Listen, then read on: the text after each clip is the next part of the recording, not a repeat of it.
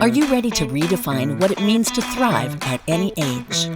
Welcome to Age is Just a Number with BJ and Ruth. In your 40s, 50s, 60s, and beyond, you deserve to live your best life.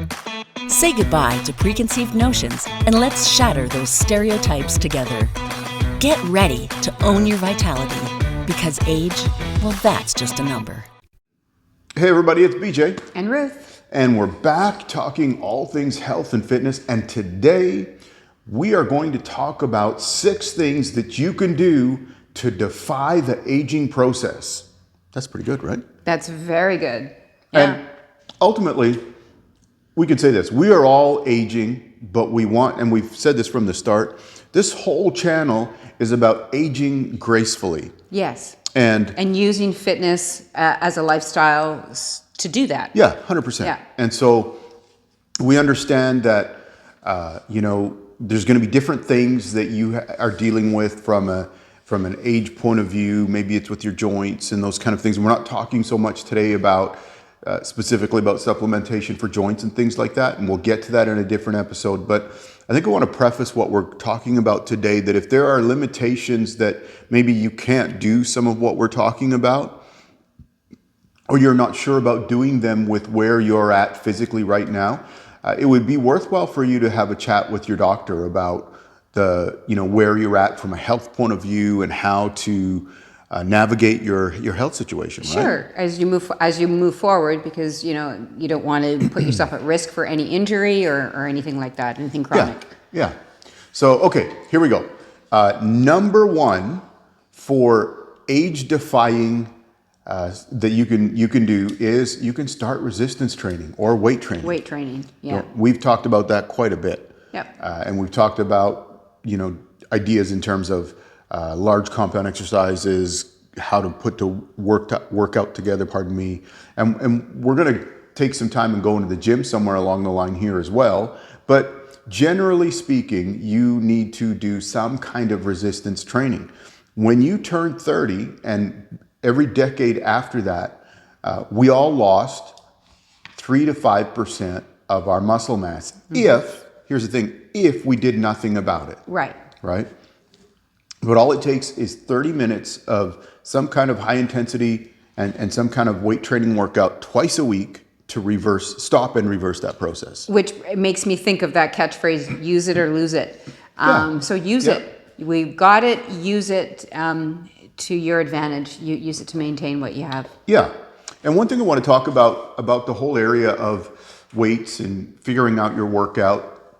We talked about the importance of trainers and those kind of things, and it would be worth considering. Yeah, right? for sure. Have someone, for guidance, Yeah, 100%. Yeah. But what we do want to talk about today is just the training methodology when it comes to volume versus training to failure. Right. Okay. So we understand volume is more like, well, I'm going to do 12 reps and I'm going to do 5 sets, or right. I'm going to do 12 reps, then 16 reps, then 18 reps, whatever it might be. You're right.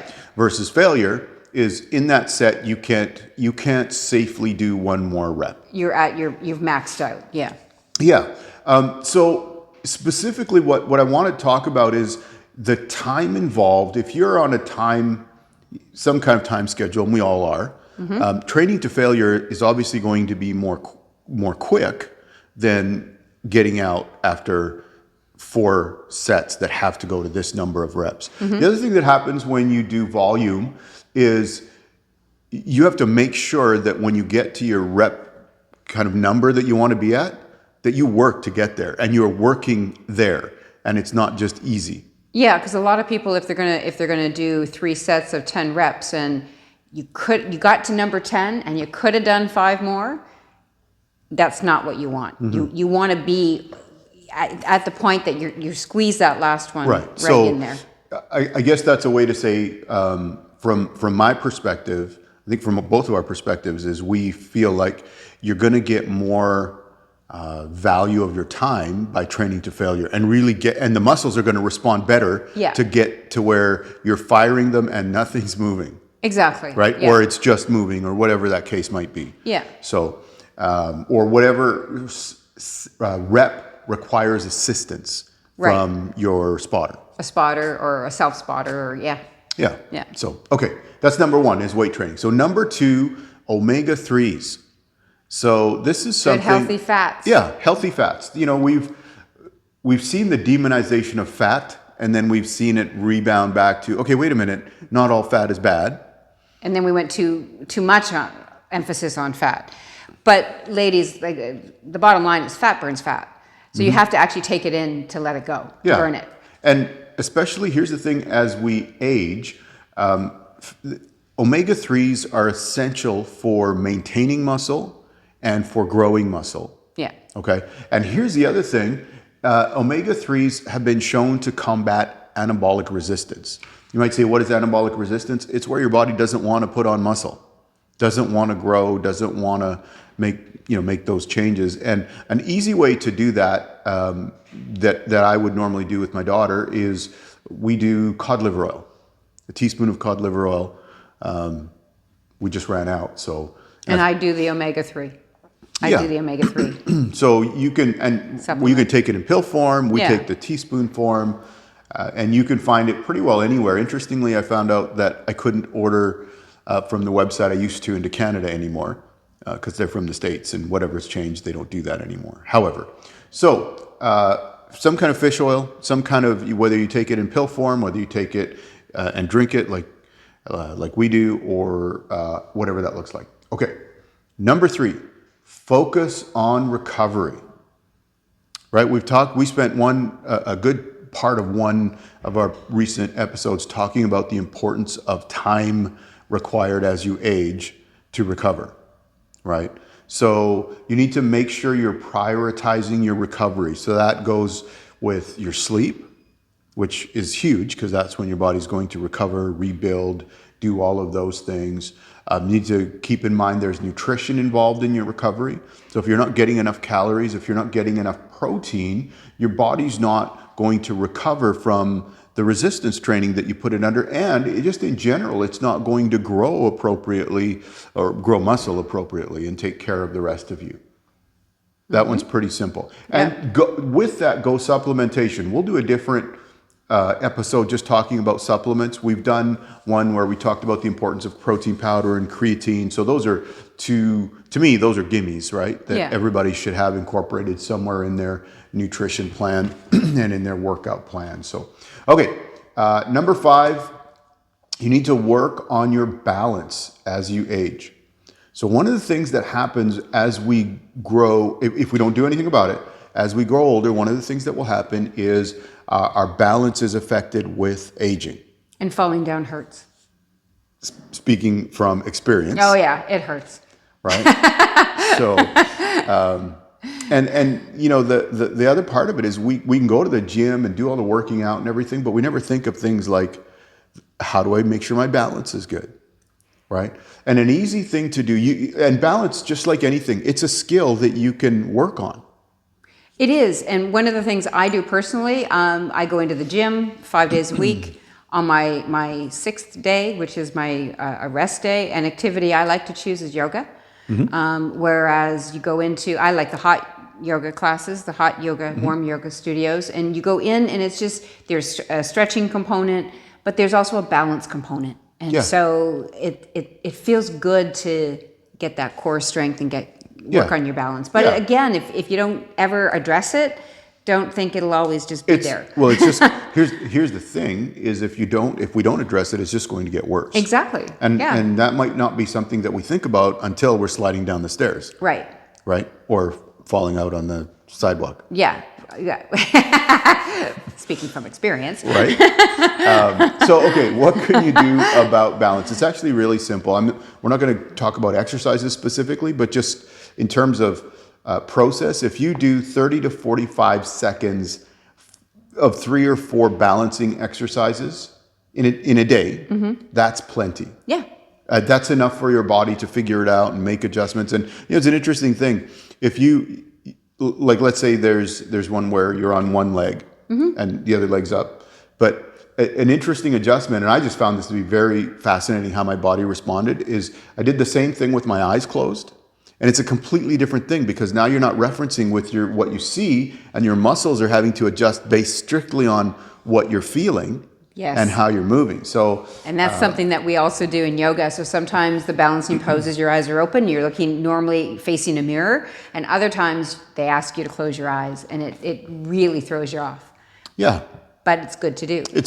So balance is important to incorporate somewhere in your healthy lifestyle and your age. You call it your age-defying lifestyle. How about that? Yeah. So, okay, number 5 is you want to incorporate specific type 2 muscle fiber training. And you might be saying, what is type 2 muscle fibers? Right. Anyway. Right. So type 2 muscle fibers are our fast twitch muscle fibers. So they're responsible for power. They're responsible for, explosive movements and those kind of things. And as we age, our type 2 muscle fibers will atrophy, and actually will atrophy more quickly than your strength will be, again, that power, that explosive power. So, simple thing, how can we improve our type 2 muscle fibers? Well, same thing, we train them specifically. Yeah. Right? And work towards working on them specifically. And how do we do that? Well, here's an easy one, and one that I like to do. Admittedly, I haven't done it in a while, but I do like doing it, would be like box jumps. Because what it is it focuses on the explosion of the power, but I'm not carrying the weight per se. Yeah. You know what I mean? It's my body weight. But so basically, up on the box, back down. Up on the box, back down. So that'd be a box jump. Yeah. And if you miss the box, you're going to fall. Yeah. So make sure you Don't miss. Make sure you figure that part out. Yeah. So if you haven't done them, like don't pick the tallest highest box in the yeah. gym. Start small. Start where, yeah. And again, with all of this, is start where you're at and start the process and start moving forward with it. Right? Yeah. So another one, now that box jumps obviously for the lower body. Yeah. But one for the upper body would be like a medicine ball slam. So Yeah. you take the medicine ball and you're slamming it into the ground. Same thing. It's all about explosive power, right? So you're activating all those muscle fibers and you're keeping those fast twitch muscle fibers active and engaged. And that's how they're going to, like any other muscle, like we talked about, that's how they're going to grow. And, you may say, I'm not really looking to become a professional athlete, but you still want to be able to move around as you age and move around easily, move around and still play sports and have fun with, whether it's your kids or your significant other or with your grandkids. You still want to be able to run around and have fun with them, right? Yeah. So this is something that will help that for sure. Now, the sixth one, I'm going to preface it with start where you're at, okay? Yeah. The sixth one is VO2 Max Training, Right. okay? And you might say, what is VO2 Max What is that? Training? Yeah. It is whatever the activity is, but it involves a full-out sprint. Yeah. Okay. If we look at it this way, your maximum is somewhere between 90 and 100% of what you can do. And we figure that out usually based on heart rate, right? So if your heart rate was 180 and we went to the max, which is also, it's called zone 5, okay, that's the VO2 max, that would put your heart rate at 162, if that's what we were looking at, okay? That's the 90 to 100% range. I preface all of this with saying, if you're just starting, start with some kind of sprint. Or Like a sprint interval. It's so the way it works is you're going to do, let's use a treadmill so it's easy. You're going to jog for a couple of minutes, let's say, and then you're going to go all out sprint for 45 seconds. Yeah. Then you're going to back it off and jog for a couple of minutes, and then you're going to go for an all out sprint for maybe 30 seconds, and do that process. And maybe you're going to do, or you could even do it this way. You could jog for 3 or 4 minutes and then sprint for a minute and then go back to jogging for 3 or 4 minutes. What that jogging does is it allows your body to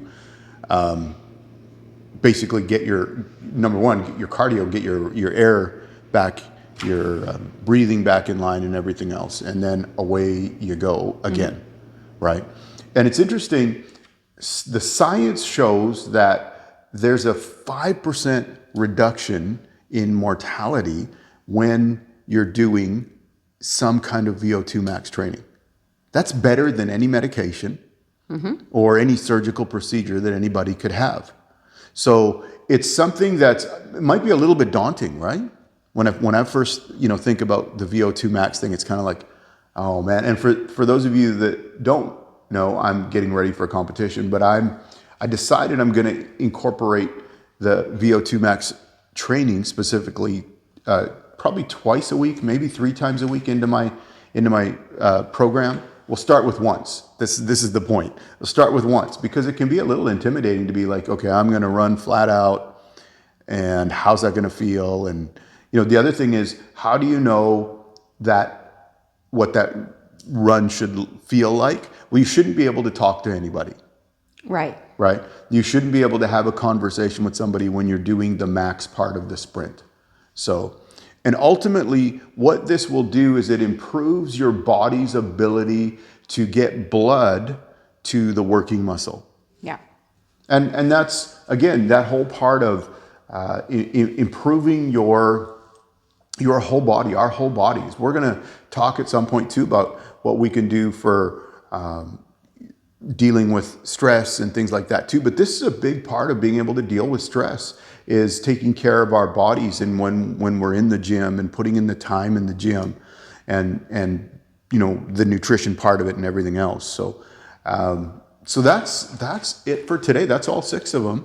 I know it feels like it went fast for me anyway, but that's the 6 of them. So if you if you have something you say, hey, I've got this thing that I do that really it's really good. I like it. It really works. It helps me. Then put it in the comments. Yeah, let us know, because we want to know love that to share it. as well. And if you're doing VO2 Max, I'd like to know for myself. I'd like to know what your experience with it is like, because I am introducing it starting here probably this week for the first time in a long time. I used to do it a long time ago, so I'm reintroducing it back into my training regimen.